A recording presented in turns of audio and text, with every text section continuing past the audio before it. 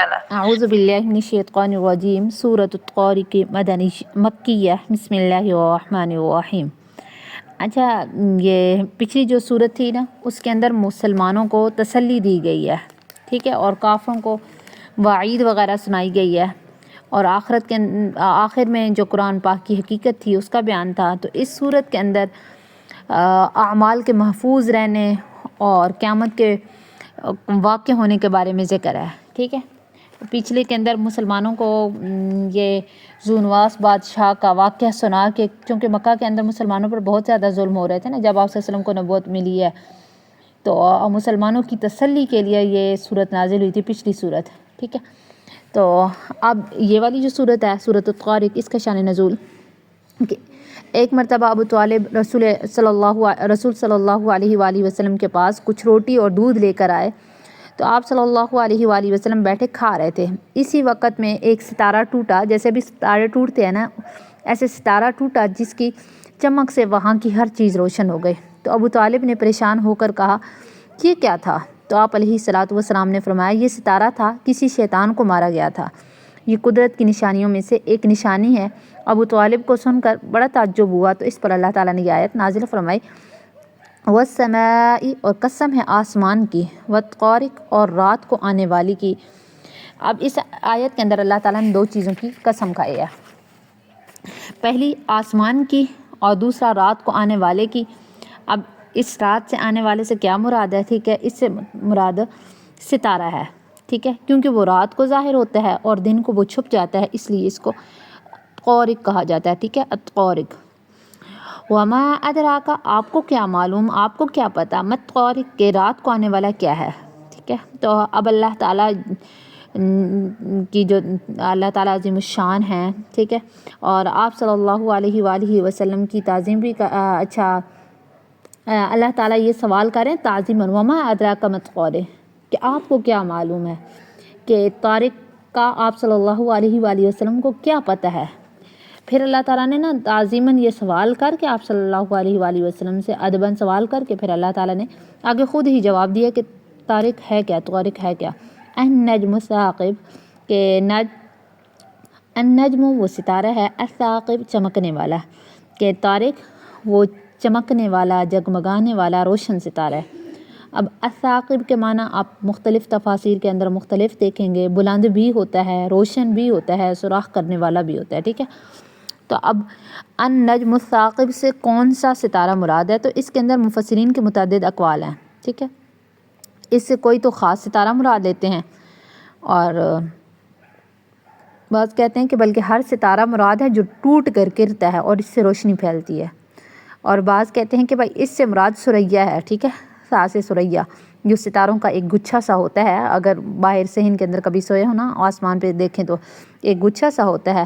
تو ان کے اجتماع سے، اکٹھا ہونے سے روشنی زیادہ ہوتی ہے، اس لیے ان کو النجم الثاقب کہا گیا ہے۔ اور النجم الثاقب سے ایک اور معنی یہ ہے کہ بھائی زخل ستارہ مراد ہے، زخل جو 7ویں آسمان پر ہے، اس کی روشنی 7 آسمانوں کو سوراخ کر کے چیرتی ہوئی نیچے زمین پر آتی ہے، اس لیے اس کو النجم الثاقب کہا گیا ہے۔ آگے فرمایا کلو، نہیں ہے، نفس، ہر نفس، لما علیہ حافظ، مگر اس پر نگران ہے۔ اب یہ اللہ تعالیٰ جواب قسم دے رہے ہیں کہ اس مضمون کو پختہ کرنے کے لیے اللہ تعالیٰ نے قسم کھائی گئی ہے، پھر اللہ تعالیٰ نے یعنی اب قسم پیچھے کھائی گئی ہے، اب جواب قسم کے اندر مناسبت کیا ہے کہ بھائی جس طرح آسمان پر ستارے ہر وقت محفوظ رہتے ہیں مگر ان کا جو ظہور ہوتا ہے صرف خاص رات کے وقت ہوتا ہے، اسی طرح جو انسان ہے نا اس کے اعمال بھی نام اعمال میں محفوظ ہیں، لیکن ان کا ظہور جو ہوگا وہ صرف اور صرف قیامت کے دن ہوگا۔ اب جو حافظ ہے، محفوظ، حفاظت، نگہبان، نگران، تو اس کا معنی 2 بیان کیے گئے ہیں۔ نمبر 1 نگران، تو پھر مقصد یہ ہوگا کہ اللہ تعالیٰ نے ہی انسان پر فرشتے مقرر کیے ہیں جو ان کے نام اعمال پر نظر رکھتے ہیں تاکہ ان کا حساب لیا جا سکے۔ تو اس صورت کے اندر حافظ سے مراد ہوگا کرامن کاتبین، کے فرشتے کرامن کاتبین مراد ہیں جو انسان کے اعمال وغیرہ لکھتے ہیں۔ دوسرا معنی حافظ بمعنی محافظ کے لے لیں، نگہبان کے معنی لے لیں، تو اس صورت میں آیت سے وہ فرشتے مراد ہوں گے جو اللہ تعالیٰ نے ہر انسان کی حفاظت کے لیے، ٹھیک ہے، یا تو نگران کے معنی لے سکتے ہیں یا نگہبان کے معنی لے سکتے ہیں۔ اگر نگران کے معنی لیں گے تو پھر کرامن کاتبین مراد ہوں گے، اور اگر نگہبان فرشتے مراد لے رہے ہیں تو پھر ہر انسان کی حفاظت کے لیے اللہ تعالیٰ نے فرشتے مقرر کیے ہیں۔ تمام آفات سے، مصائب سے انسان کو وہ بچاتے ہیں، سوائے اس مصیبت کے جو اللہ تعالیٰ نے اس کے مقدر میں لکھ دی ہے۔ تو آپ علیہ الصلوۃ والسلام نے فرمایا کہ مومنین کی حفاظت کے لیے اللہ تعالیٰ کی طرف سے 360 فرشتے مقرر کیے گئے ہیں، سبحان اللہ، اور جو اس کے ہر عضو کی حفاظت کرتے ہیں۔ 7 فرشتے صرف اس کی آنکھ کی حفاظت کے لیے مقرر ہیں۔ اگر یہ محافظ فرشتے نہ ہوں تو شیاطین فوراً انسان کو ہی اچک کر لے جائیں۔ پھر اللہ تعالیٰ فرماتے ہیں فَلْيَنظُرِ الْإِنسَانُ کہ دیکھے انسان مما خلق کس چیز سے پیدا کیا گیا، ٹھیک ہے، مما خلق کہ وہ کس چیز سے پیدا کیا گیا ہے۔ تو اس آیت کے اندر اللہ تعالیٰ پھر اپنی قدرت کو بیان کر رہے ہیں، مشرکین کا جو شک ہے، شبہ ہے، اس کا جواب دے رہے ہیں کہ بھائی جو شیاطین ان کے دلوں کے اندر ڈالتا ہے کہ مار کر مٹی اور ذرہ ذرہ ہونے کے بعد پھر سارے اعضاء ہمارے کیسے اجزاء جمع ہوں گے، ان کے اندر زندگی پیدا ہونا تو نامحال ہے، ٹھیک ہے، ناممکن ہے۔ تو اللہ تعالیٰ فرماتے ہیں، اللہ تعالیٰ ان کے اسی شبے کا جواب دے رہے ہیں، شک کا جواب دے رہے ہیں کہ بھائی تم اپنی جو ابتدائی تخلیق وغیرہ ہے پہلے اس پر تو غور کرو کہ اللہ تعالیٰ نے کس طرح انسان کو دنیا بھر کے مختلف ذرات جمع کر کے بنایا ہے، پھر اس کو سننے اور دیکھنے کی جو بصارت عطا فرمائی ہے، سننے والی بھی عطا فرمائی ہے، ٹھیک ہے، اور کہ وہ سن سکتا ہے ہر چیز کو۔ تو وہ ظاہر سی بات ہے جب اللہ تعالیٰ یہ سب چیزیں عطا کر سکتا ہے تو کیا انسان کو دوبارہ زندہ نہیں کر سکتا؟ ظاہر سی بات ہے کر سکتا ہے۔ پھر اللہ تعالیٰ فرماتے ہیں مِن مَاءٍ دافق کہ مِن مَاءٍ وہ پیدا کیا گیا ہے، دافق جو ٹپکنے والے پانی سے ہے، ٹھیک ہے، جو پانی سے ٹپک کر گرنے والا ہے، یخرج وہ نکلتا ہے، مِن بین الصلب پیٹھ سے، ٹھیک ہے، پیٹھ کے درمیان سے، والترائب اور چھاتی کے درمیان سے، کہ یعنی یہ جو انسان ہے وہ پیدا کیا گیا ہے جو پانی سے ٹپک کر گرنے والا ہے، جو نکلتا ہے پیٹھ اور چھاتی کے درمیان سے، ٹھیک ہے۔ اب یہاں پہ اللہ تعالیٰ نے بار بار مختلف جگہوں پہ اللہ تعالیٰ نے فرمایا کہ کس چیز سے انسان کو پیدا کیا گیا ہے، تو مقصد یہ ہے کہ بھائی انسان نطفے سے پیدا کیا گیا ہے، منی کے قطرے سے پیدا کیا گیا ہے، جو مرد کی پشت سے اور عورت کی چھاتی سے نکلتا ہے، اور بوقت خروج اس کے اندر دفق ہوتا ہے، ٹھیک ہے۔ ان دونوں کو نطفے کے ملاپ سے پھر انسان کی جو پیدائش ہوتی ہے وہ، ٹھیک ہے۔ تو عام مفسرین کا قول یہ ہے کہ بھائی مرد کا نطفہ پشت سے نکلتا ہے اور عورت کا سینے سے، کیونکہ قرآن پاک کے ظاہری الفاظ میں بھی اس کی جو تائید ہے وہ ہو رہی ہے، لیکن جو اعضائے انسانی کے ماہر ڈاکٹر ہیں ان کی رائے یہ ہے کہ بھائی نطفہ در حقیقت انسان کے ہر عضو سے نکلتا ہے، اور جس عضو سے نطفہ نکلتا ہے بچے کا وہی جز اس نطفے سے بنایا جاتا ہے، اور یہ کل بھی جو ہے قرآن مجید کے خلاف نہیں ہے، کیونکہ کہا جا سکتا ہے کہ نطفہ ہر عضو سے پیدا ہوتا ہے، لیکن مرد کا نطفہ پھر پشت میں جمع ہو جاتا ہے، پھر وہیں سے نکلتا ہے، اور عورت کا جو نطفہ ہے وہ سینے میں جمع ہو جاتا ہے اور وہیں سے نکلتا ہے، ٹھیک ہے۔ یہ ممکن ہے کہ بھائی دونوں کا جو نطفہ ہے وہ پشت اور سینے کے درمیان سے ہی نکلتا ہو، ٹھیک ہے، تو دونوں کو مراد لیے جا سکتے ہیں۔ پھر اللہ تعالیٰ فرماتے ہیں اِنَّهُ عَلَىٰ رَجْعِهِ کہ بے شک وہ اللہ تعالیٰ عَلَىٰ رَجْعِهِ اس کے لوٹانے پر لقادر قادر ہیں، کہ بے شک وہ اللہ تعالیٰ انسان کے دوبارہ لوٹانے پر قادر ہیں۔ تو مقصد یہ ہے کہ بھائی جس ذات نے انسان کو اول نطفے سے پیدا کیا ہے وہ اس کے دوبارہ پیدا کرنے پر لوٹانے پر بھی قادر ہے۔ یوم تبلی السرائر کہ جس دن ظاہر کر دیے جائیں گے سارے راز، ٹھیک ہے۔ تو مقصد یہ ہے کہ یہ دوبارہ زندہ کرنا اس دن ہوگا جس دن راز کی جو باتیں ہیں، انسان کی جو مخفی باتیں ہیں جو دل میں وہ چھپاتا ہے،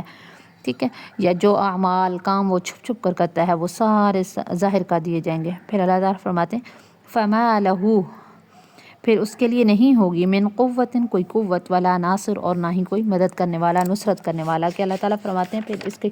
کوئی مدد کرنے والا اور نصرت کرنے والا نہیں ہوگا، یعنی سب کچھ اس دن اللہ تعالیٰ کے ہی ہاتھ میں ہوگا۔ پھر اللہ تعالیٰ فرماتے ہیں والسماء ذات الرجع، والسماء اور قسم ہے آسمان کی، ذات الرجع جو چکر لگانے والا ہے، ٹھیک ہے۔ اب رجع کے معنی ایک تو ہو سکتے ہیں بارش کے، ٹھیک ہے، کیونکہ جو آسمان ہے وہ بار بار، ظاہر سی بات ہے اس سے بارش آتی ہے تو بار بار لوٹ کر آتی ہے بارش، ٹھیک ہے۔ اب ماقبل کے اندر جو پہلے والی آیات ہیں اللہ تعالیٰ یہ مضمون بیان فرمایا ہے کہ بھائی ہم انسان کو دوبارہ زندہ کرنے پر قادر ہیں، تو اسی کی پھر ایک مثال اللہ تعالیٰ نے بیان فرما دی ہے کہ بھائی جس کو ہر انسان دیکھ سکتا ہے، انسان مشاہدہ کرتا ہے کہ برسات کا جو موسم ہوتا ہے اس کے اندر سبزہ اگتا ہے، ٹھیک ہے، اور پھر ایک عمر کو وہ پہنچتا ہے تو وہ سارا چورا چورا ہو جاتا ہے، تباہ و برباد ہو جاتا ہے۔ پھر جب دوبارہ بارش ہوتی ہے پھر وہی سبزہ دوبارہ اگ جاتا ہے، زندہ ہو جاتا ہے، اپنی پہلی حالت میں آ جاتا ہے۔ تو اسی طریقے سے جو انسان ہے وہ بھی تباہ و برباد ہو کر دوبارہ زندہ ہوگا، ٹھیک ہے۔ اور ہم نے پڑھا ہے کہ بھائی اللہ تعالیٰ کے عرش کے نیچے سے ایک خاص قسم کی بارش ہوگی، اور جیسی وہ بارش ہوگی تو تمام انسانوں کے جو اعضاء وغیرہ ہیں وہ زمین سے ایسے ہی اگنا شروع ہو جائیں گے جیسے گھاس اگتا ہے۔ اور بعض مفسرین کہتے ہیں کہ اس کا معنی یہ نہیں ہے، وہ کہتے ہیں کہ اس کا معنی ہے ذات راجع، یعنی چکر لگانے والا، کہ بھائی قسم ہے آسمان کی جو چکر لگانے والا ہے، گھومنے والا ہے، ٹھیک ہے۔ دونوں معنی لیے جا سکتے ہیں۔ والارض اور قسم ہے زمین کی، ذات الصدع جو پھٹ جانے والی ہے، کہ زمین میں بہت سی چیزیں پوشیدہ ہیں، جیسے جڑی بوٹیاں ہیں، چشمے ہیں، خزانے ہیں، اور جیسے موسم بہار آتا ہے تو اس کے اندر یہ ساری چیزیں ظاہر ہو جاتی ہیں، ٹھیک ہے، جیسے جڑی بوٹیاں وغیرہ۔ اسی طریقے سے جو انسان ہے اس کی پوشیدہ باتیں بھی ایک نہ ایک دن ظاہر ہو جائیں گی۔ اِنَّهُ لَقَوْلٌ فَصْلٌ کہ بے شک البتہ وہ بات ہے، فصل فیصلہ کرنے والی، یعنی وہ قرآن پاک ایسی بات ہے جو فیصلہ کرنے والی ہے۔ اب جو ہو ضمیر ہے انہو، ہا الٹا پیش ہو، اس کے اندر دو ہی احتمال ہو سکتے ہیں، یا تو یہ ہے کہ بھائی یہ ہو کی ضمیر پیچھے ہم نے پڑھا والسماء ذات الرجع، رجع کی طرف ہے، یعنی مر کر دوبارہ زندہ ہونا ہے، پھر یہ ہو کر ہی رہے گا، اور یہ کوئی مذاق نہیں ہے۔ اور دوسرا کہ ہو سے مراد انہو، یعنی یا تو ہم ہو کو پچھلے والے کے ساتھ جوڑ دیں تو پھر یہ ہے کہ بھائی انسان نے مر کر دوبارہ زندہ ہونا ہی ہونا ہے، یا اسی ہا الٹا پیش ہو کو ہم آگے لقول فصل کے ساتھ جوڑ دیں اگلی والی آیت کے ساتھ، تو اس صورت کے اندر معنی یہ ہوگا کہ بھائی یہ قرآن پاک ہے، مقصد یہ ہے کہ بھائی قرآن پاک حق اور باطل کے درمیان فیصلہ کرنے والا ہے، ٹھیک ہے۔ آگے فرمایا وما ہوا بالہزل، اور خود ہی اللہ تعالیٰ نے فرما دیا کہ نہیں ہے وہ مذاق، کہ قرآن پاک کوئی بیہودہ مذاق نہیں ہے بلکہ یہ واقعی حقیقت ہے۔ انہم یکیدون بے شک وہ مکر کرتے ہیں، کیدا مکر کرنا۔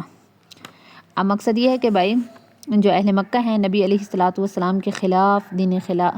دین کے خلاف مختلف سازشیں تدبیریں کرتے تھے، تو اس کے بارے میں یہ بات کی جا رہی ہے۔ وَأَكِيدُ كَيْدًا،